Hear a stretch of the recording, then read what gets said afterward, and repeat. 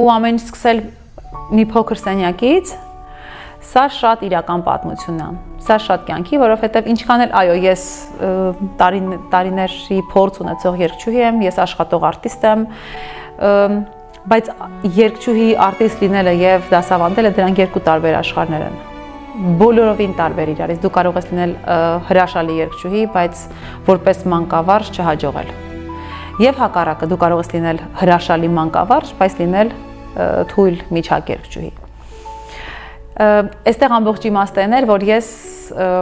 ունեի մեծ սեր երեխեքի հանդեպ, ու ես չէի պատկերացնում որևէ այլ գործունեություն ինձ համար, բացի արտիստիկ երգչու կարիերայից։ Ես սկսեցի մի փոքր սենյակից, բայց իմ շուրջը կան մարդիկ, ովքեր մինչև այսօր ինձ հետ են։ Դա 4 տարուց ավել արդեն կլինի, 4 տարի առաջ։ Եվ ունեմ երեխաներ, ովքեր 4 տարի շարունակ գալիս են, առաջին օրը ընդունված երեխաներն, ովքեր մինչև հիմա ինձ հետ են։ Եվ հենց այդ սերն էր, որ ստիպեց ինձ մեծանալ, ավելի առաջ մտածել, ավելի մեծ պրոյեկտներ մտածել, ունենալ մեր ձայնագրման ստուդիան, որտեղ մենք կարողանում ենք անմիջապես մեր ձայնագրությունները անել, ունենալ մեր պրոյեկտները, ունենալ մեր թիմը, նկարահանող, մոնտաժող, ձայնագրություններն անող, դասարաններն ավելի լուսավոր, ավելի ջերմ, դասերն ավելի երկարեցին բնականաբար, հաստատուն, ուժեղ